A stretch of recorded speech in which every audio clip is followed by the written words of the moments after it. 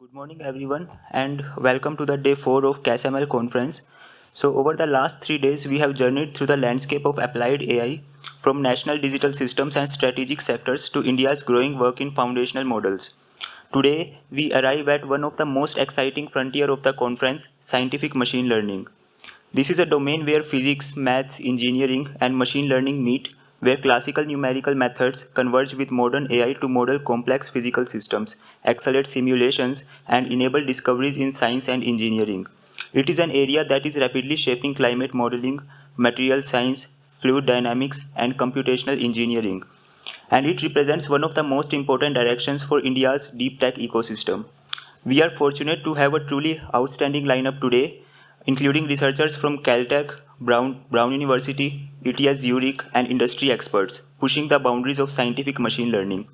Their talks will help us understand not just the current state of art but also the future directions of this field. So, on the behalf of the whole organizing team, it is my pleasure to welcome you all. With that, let us begin the sessions for the day 4. Good morning, everyone. Okay.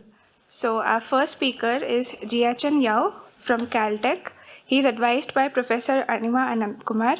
He is a recipient of the Naren and Vinita Gupta Sensing to Intelligence Fellowship. His research tackles scientific problems that are often ill-posed. While generative models offer powerful tools to solve these problems, they often lack physical guarantees. So, Jiachen's work focuses on bridging this gap.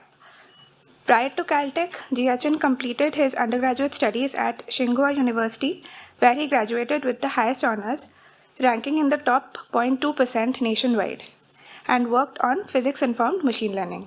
He also previously conducted research on human-AI interaction at Stanford University. We are very fortunate to have him open the day 4 of CASML 2025. Please give a round of applause for Jiachen. Thank you. You can please go ahead. Thank you for the introduction. And hello everyone, my name is Jiachen Yao. I'm a PhD student in Anima's group, and I'm very honored to have this presentation today.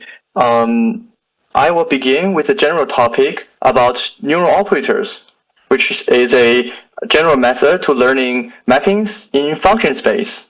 And later on, we will explore the foundation models or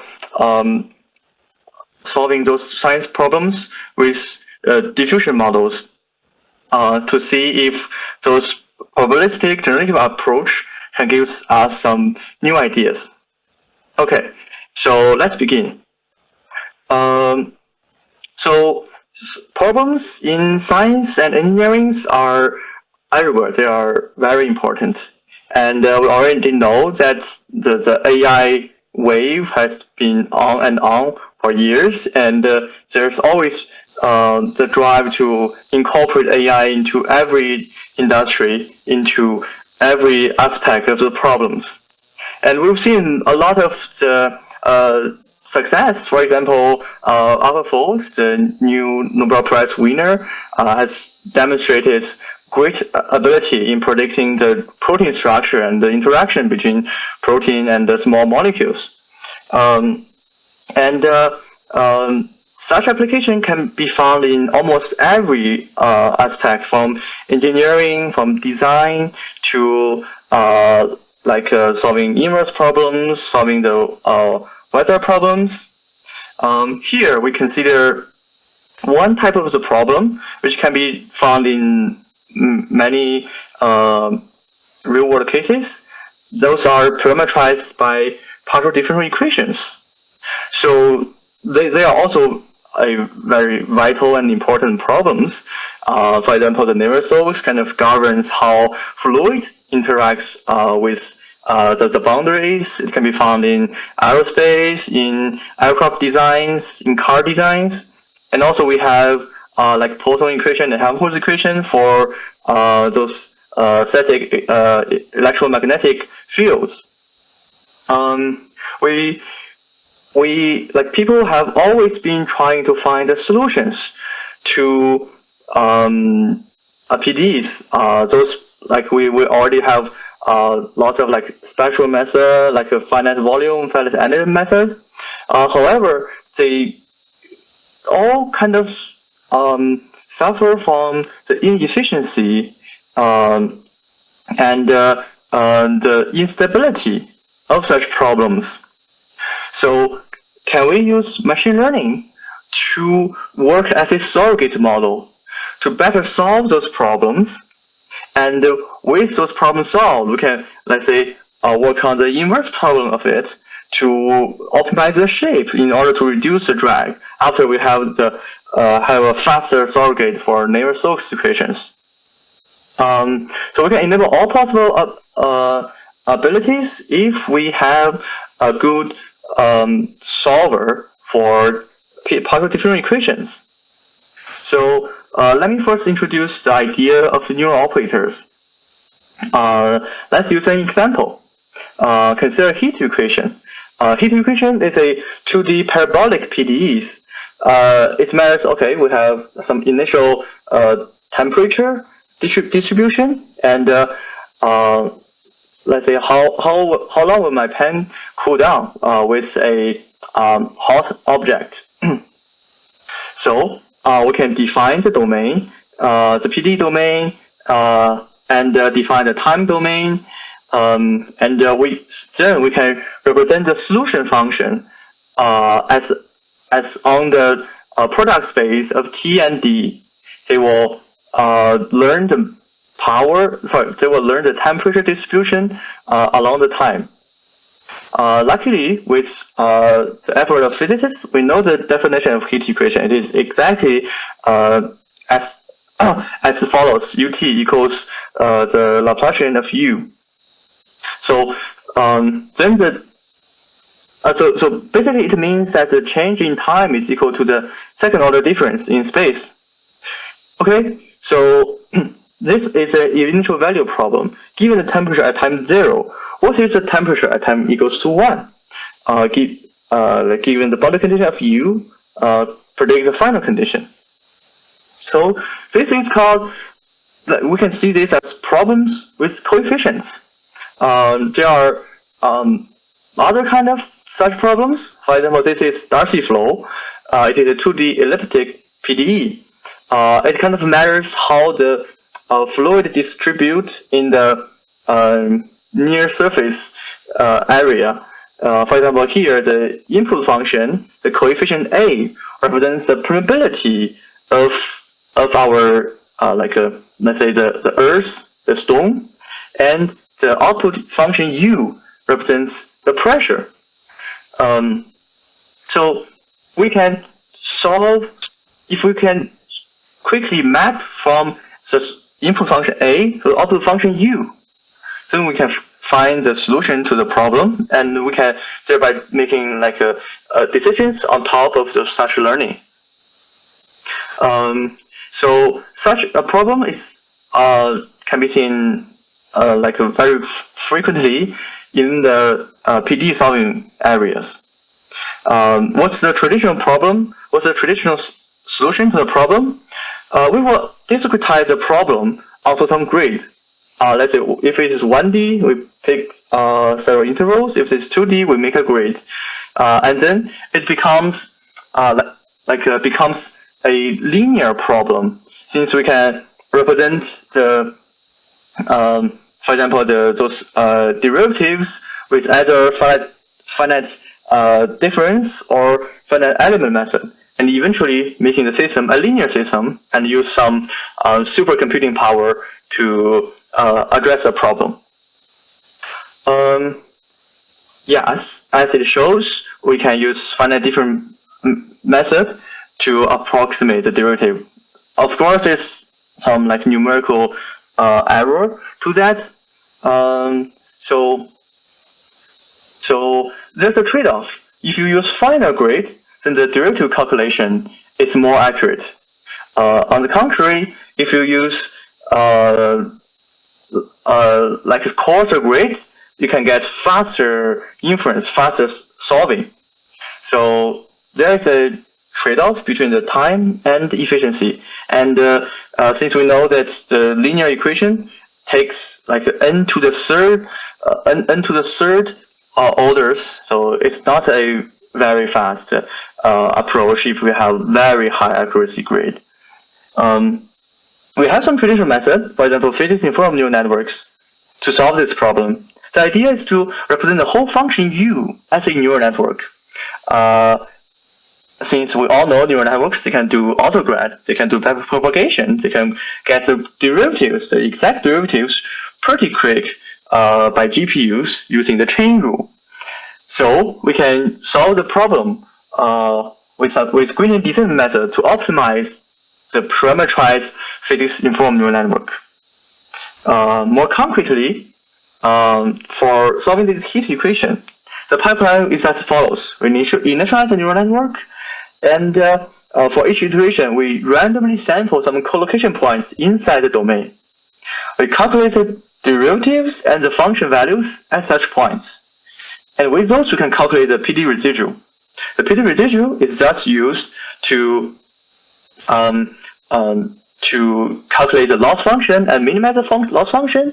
If it is minimized while, like everywhere, the residual is 0, then we get the solution to the problem. Of course, in the real world, like you can't optimize the model to exact 0, but the better it is, the better we got the solution. It sounds pretty simple and flexible, but it has some fundamental difficulties. The most important one is optimization. It is very hard to optimize pins, especially on some challenging problems. You need lots of iterations and sometimes even second-order optimizer to efficiently do the optimization. Also, people find it very difficult to beat the accuracy than existing solvers. Making it worse, like the pins, we need to train different neural network for each different problem. If we change the initial condition, we train a new network. So all those problems kind of limits the application of pins. So people are looking for another approach to solve the partial differential equations. Here we look at this diagram. So we can call everything we want to use to solve the problem as solvers. Traditional solvers like we have FDM, FEM, and spectral method. There are some special solvers. For example, Green's function can be used to solve the, let's say, Poisson equation or some specific PDEs relatively quick by only integrating around the boundary. There's also kernel methods and reduced order methods. We call those methods as operators because, for example, if you look at the Green's functions definition, it's actually mapping from a function to a function, mapping from the boundary condition function to the function on the interior domain. And those operators have shown very efficient in solving some domain-specific problems. Then the natural question comes into, okay, so we have some problems that we have an efficient traditional numerical method, and we have the computing power of the GPUs of neural networks. Can we combine the two to solve the problem, to learn the mapping in function space, essentially learning an operator? There are many ways to do that. For example, if you can look at convolutional neural network and see and argue that, okay, it is learning a function-to-function mapping. If you treat the input image, like the discretized image or grid as a function, then it learns its input to its output. However, those methods are not fundamentally a neural operator or a operator because it doesn't work in the function space. It doesn't work in the infinite dimensional space. So we know that physics functions are naturally represented by functions that have some good properties like continuation to some extent.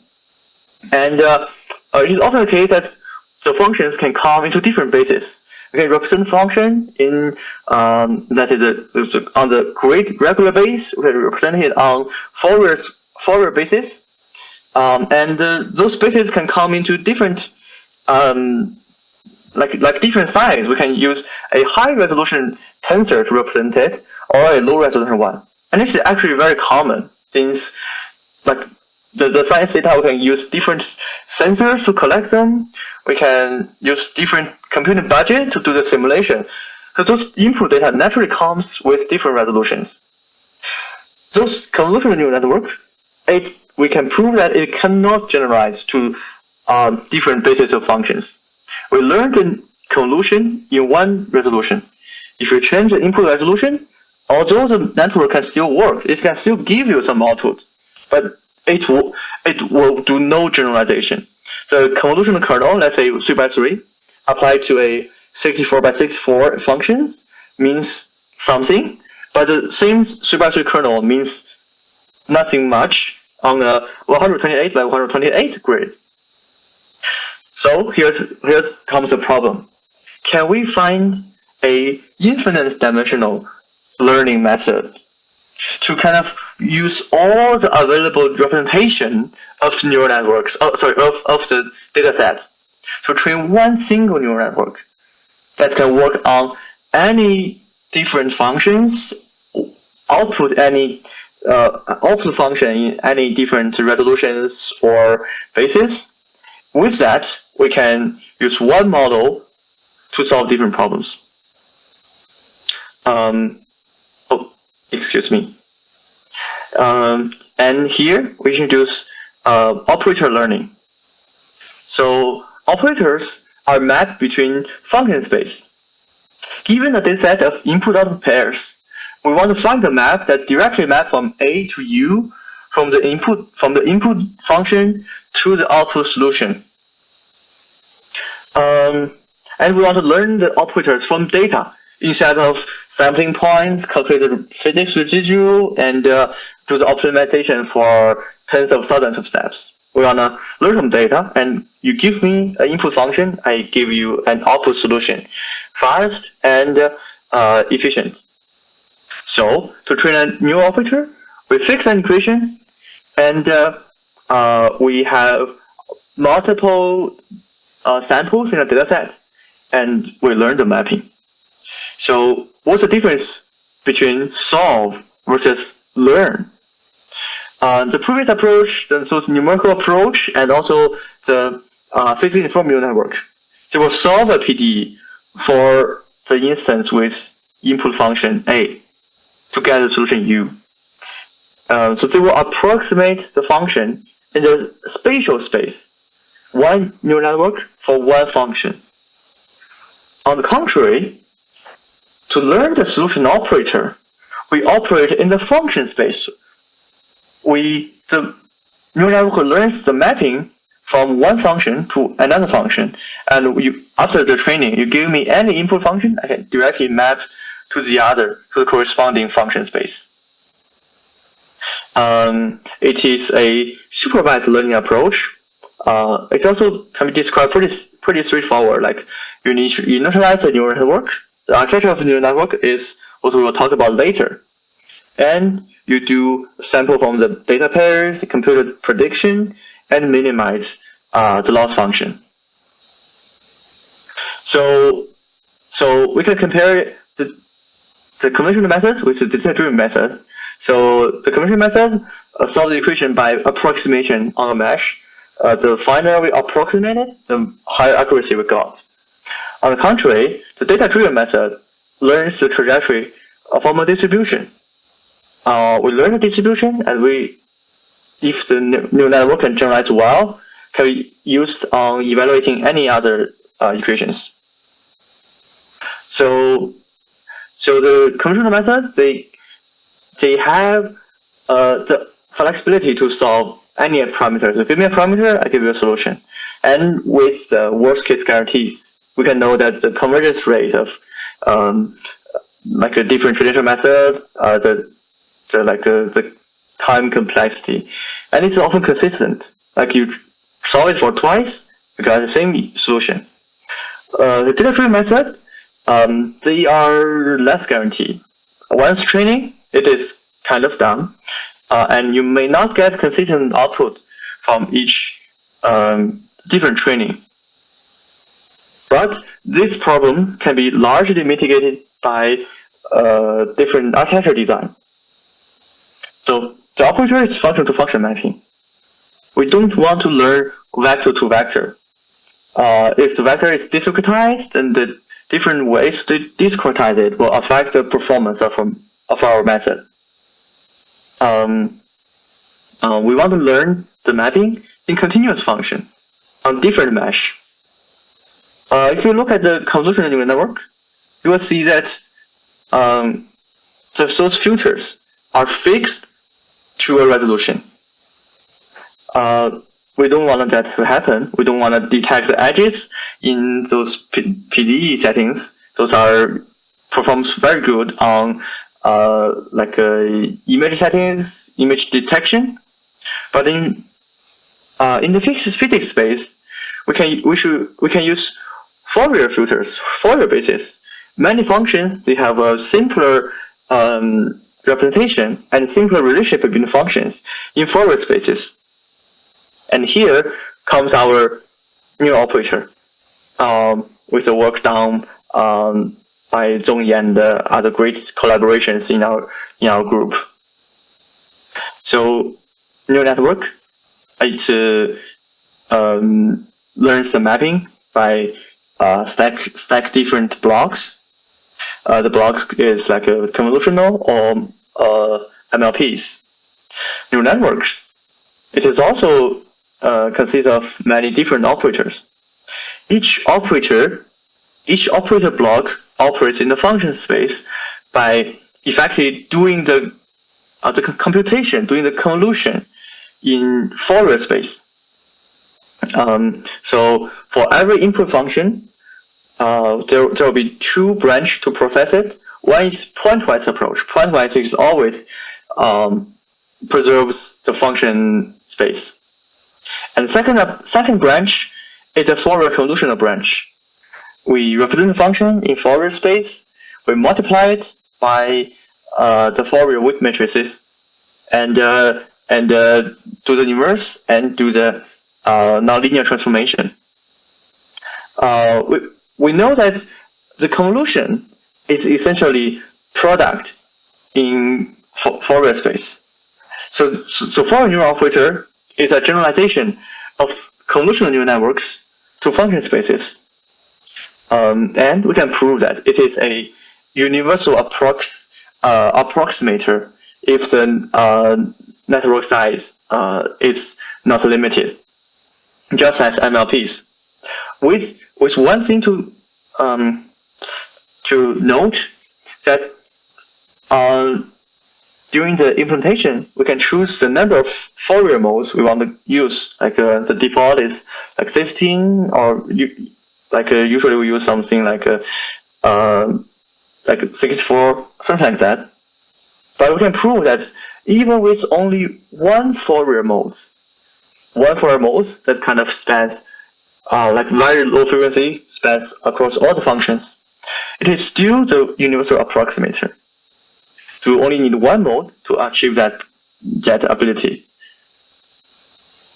Okay, we know the approximation bound for the operator.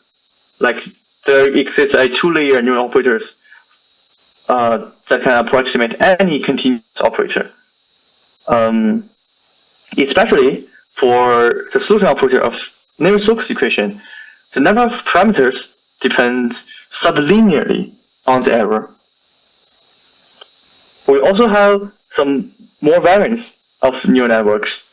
Like there are graph-based neural networks.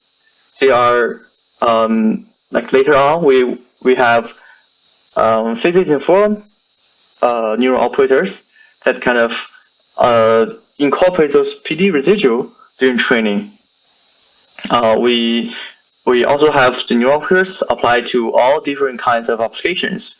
We have ForecastNet that can predict the global weather very accurately, like 10,000 times faster than the normal simulation. We can also use the type of technology in medical imaging, where we learn the solution of MRI or CT that can do the quick mapping from the measurement to the human body's image. And with that, we can kind of make patients wait shorter for getting those very important results. So that was kind of the overview of neural operators. It has been developed a lot since it was first proposed in like 2022. Recently, there comes a new perspective for learning the things in function space, and that is using generative models to model the distribution on function space. So here's the story. The new operators, they have been shown very great on modeling the forward problem. You are given the input function A, the coefficient A, and predict the solution U. They are usually deterministic and easier to learn. However, in like engineering space, there's often the inverse problem, where either you are given the observation of a field and want to kind of reconstruct the whole field, or you are given the final condition of something and you want to infer what's the original condition or original shape of some object in it. So those are called inverse problems.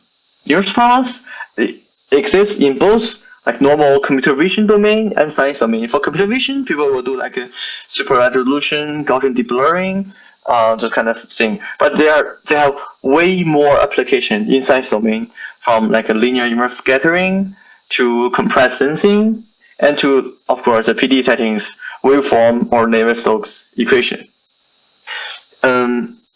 So those problems cannot be directly solved by learning an end-to-end operator, because first we often lack of the information given. Like we don't only have sparse observation of the problem. The ground truth often is not unique, and the problem is very ill-posed, making it very sensitive in the input. If you just learn and deterministic mapping, use a new operator, what will happen? So first, it can be very hard to optimize, because the mapping itself is too difficult to get the direct mapping. Second, you will often get the over smooth result, because if the ground truth is not unique, you have multiple modes. If you train it with mean squared error, we can prove that the model will actually predict the mean of the output distribution. If you assume the output distribution, it is non-unique. So, you know, like when we're averaging many functions, the solution is all often kind of smooth, which is not the actual case. So how do we model those problems? So to solve the like non-unique problem, like there's some approach from the uncertainty perspective. Like, okay, given a function, we kind of have a latent random vector to kind of push the network to give different predictions on the same network, sorry, on the same input. Thus, we can say, okay, we can ensemble a distribution with that. However, the problem is they're often very inefficient. You need to train multiple networks or run a network for multiple times to cover the whole space. And for many cases, it has assumed a strong assumption and it's not mathematically rigorous. And that's where we can use the generative models to help us model the problem. So we first formalizing the inverse problem as follows: U equals the operator A applied to the solution. The operator A applied to the parameters A plus some noise. There's noise in like observation or just inherent in the problem. We want to given the measurement U predict the target function, predict the parameter A. So a natural perspective is use the Bayesian decomposition. Here, the Y means what we have. Like, for example, here it means a measurement, and X0 means the function we want to sample. We want to get a solution, which is the parameters here. So the conditional probability can be decomposed into two parts. One is the unconditional probability over the parameter space, and the second one is a measurement likelihood of P of U given A. Like for one specific method, how accurate is our model? So how do we model each different component? For the first unconditional part, luckily we have some good approach. Those can be diffusion models or flow matching models, which are the same family of models. So we know diffusion models have been proven to be very successful in image generation, video generation, and some, let's say, molecular generation recently. They all kind of based on a simple idea. We can easily sample from a easy distribution, let's say a Gaussian space, a Gaussian distribution, which we often call it the noise space because it doesn't carry much information, no information. And if we can learn the mapping from the noise distribution to the image distribution, then we only sample in the noise and we got sample in the image domain. So how do we achieve that? Luckily, the math tells us. So if we define the forward process as gradually adding noise to a sample, then we can learn the reverse process that are parameterized by the following stochastic SDEs. In the formulation, there's one term, the score function.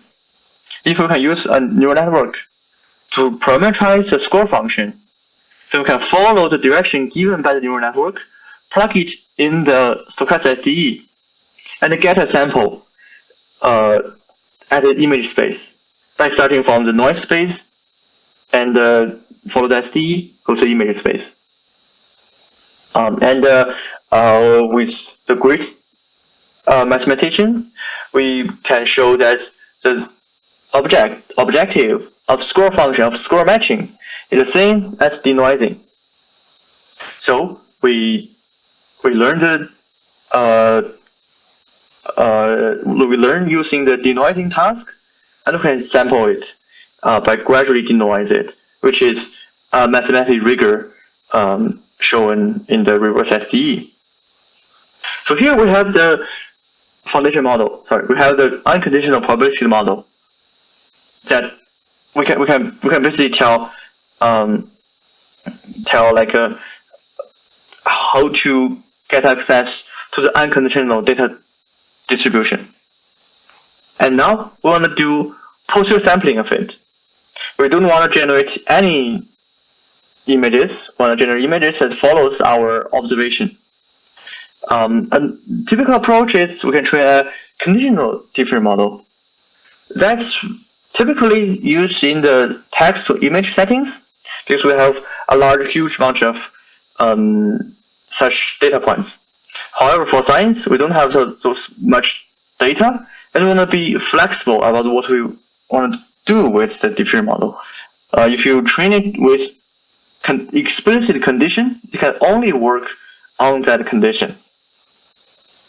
So if we have an unconditional different model and we add some conditional guidance during the sampling process, so we can basically plug in the existing different model into any different inverse problem. If we have sparse observation, okay, we add the guidance from the sparse observation.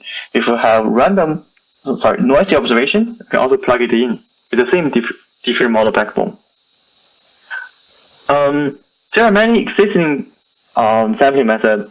Some use some approximations, for example, different posterior sampling. Some use variational inference, like regularized by diffusion. Some are alternating algorithms, for example, plug and play diffusion models. However, all those posterior sampling methods doesn't work really well on the science problems. So, for example, there's a work called diffusion PDE that learns the PDE solution pair with a pixel space diffusion models. So what they do is, okay, we have a paired function, the input and output function. We use a diffusion model to model the joint distribution of the two channels. During the sampling, if we give guidance on the input function channel, then we can use it to solve the forward problem.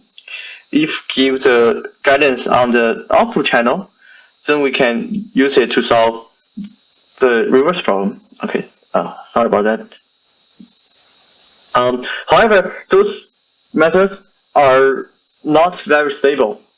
It is very sensitive to some hyperparameters or some guidance weight during the sampling, and they often just simply perform bad. So this is the pipeline of diffusion PDE. That's a work that can learn the joint embedding, train the diffusion model, and do the inference to get to solve the sparse observed PD data. Okay, so how do we improve that? We talk about new operators. New operators can learn the mapping in function space, and the function space is native to those PD solutions. So if we can solve the inverse problems in function space, we can probably enable more data efficiency and resolution generalizability. So how do we solve those problems in function space? Of course, the architecture-wise, we should upgrade it to new operator. Here we use U-shaped new operators. Other than the architecture, everything related to the noise also has to be updated. Here we need to add Gaussian random field instead of Gaussian white noise that is used in typical diffusion model. Because Gaussian white noise is too discontinuous. There's no dependency, making it hard to say a continuous function. So we need a noise that is continuous to some extent. And here, the Gaussian random field with some local covariance kernel can do that. Other than the architecture-wise, we also need to provide some theory behind it. We already have the the Bayesian algorithm can of course be extended to the function space, but more specifically, we propose an extension of Twitty's formula to the infinite dimensional space. So what is Twitty's formula? Why do we need that? So the problem is we want to do guidance framework in function space. We want to sample the conditional probability given the unconditional probability and the likelihood.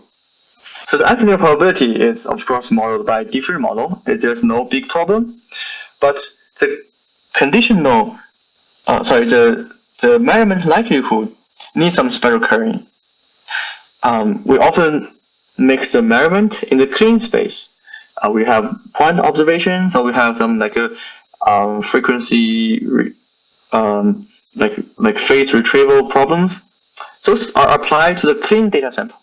But during diffusion sampling, we actually get the noisy sample.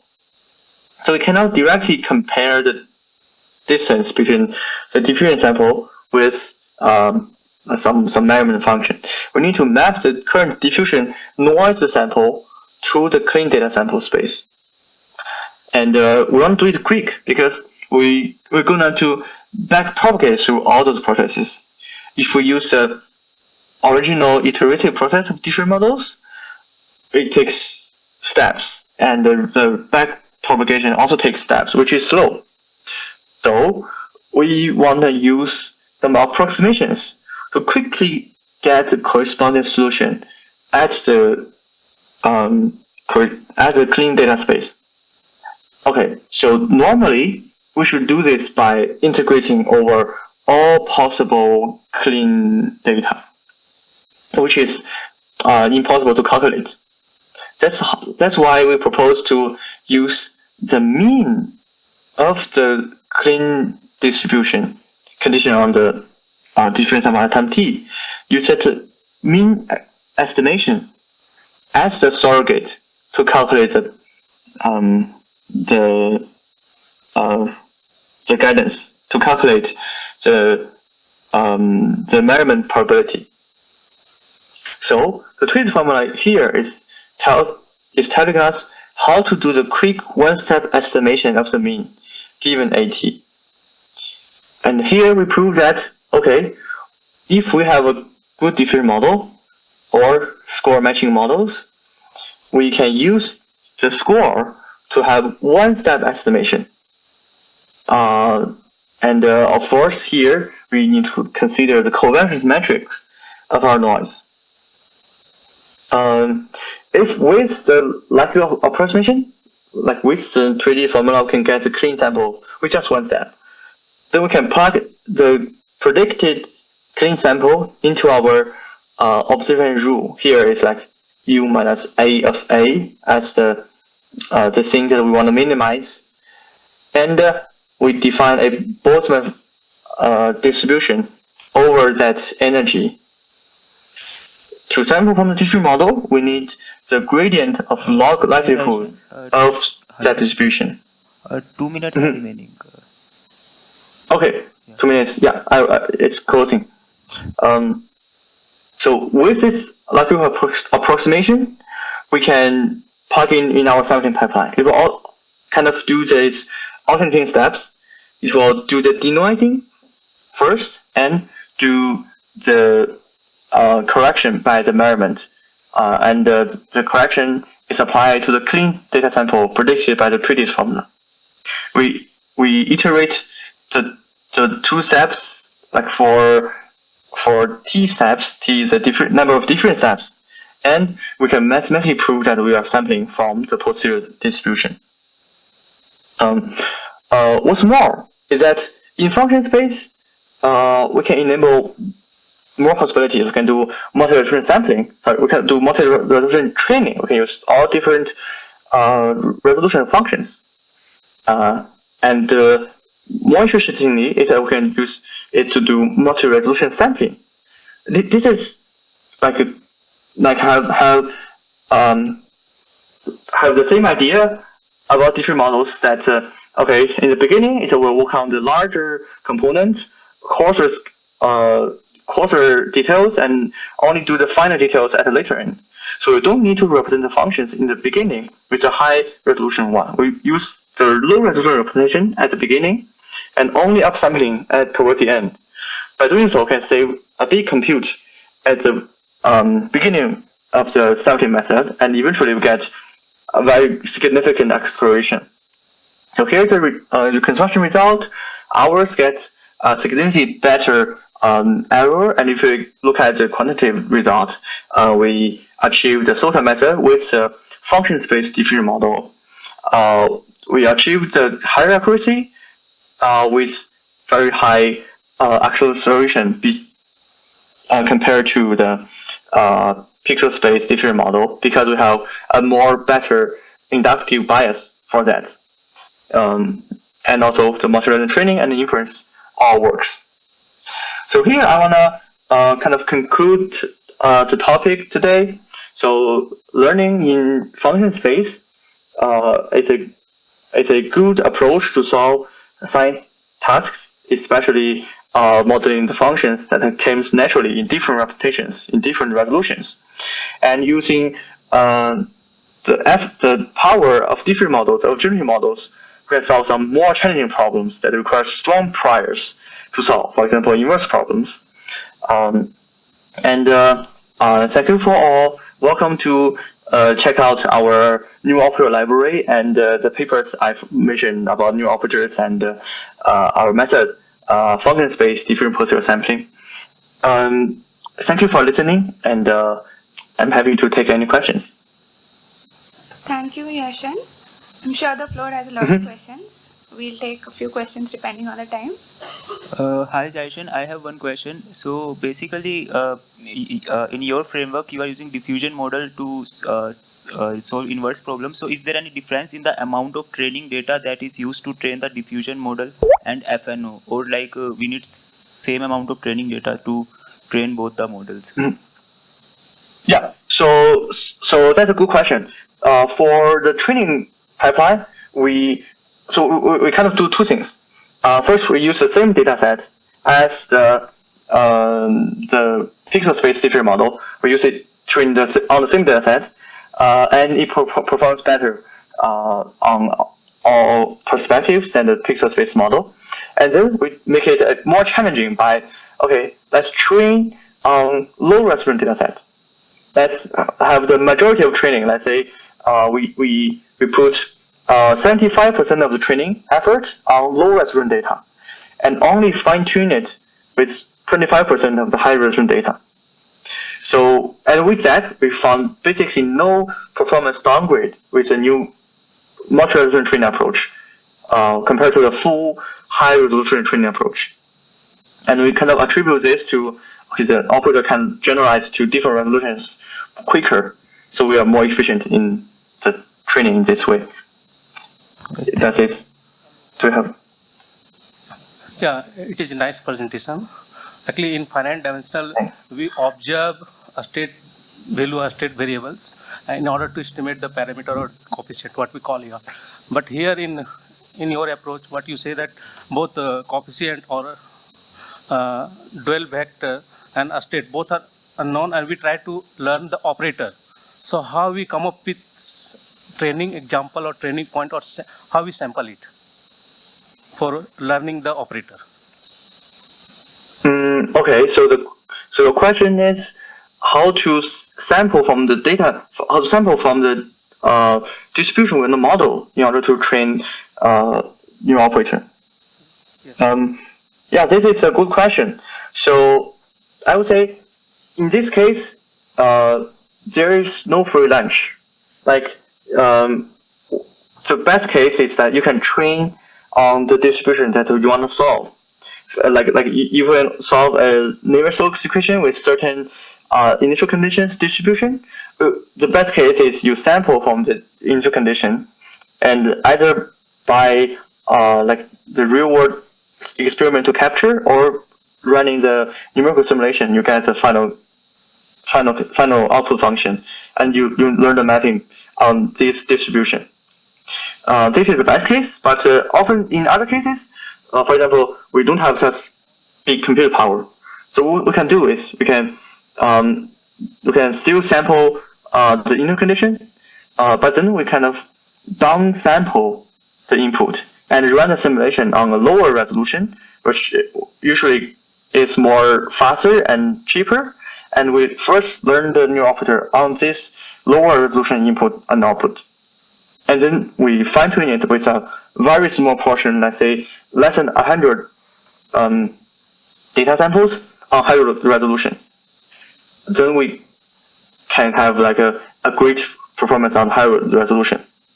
Even if we don't have such high resolution data, or let's say we want to test the model on a different resolution than our training, we can use some other techniques, for example, physics-informed residual, to help train the model. We can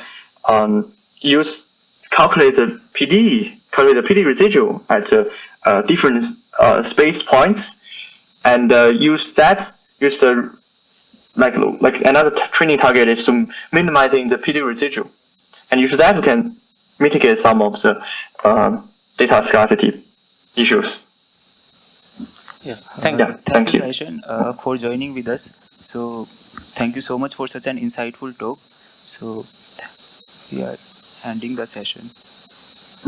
Thank you. Thank you.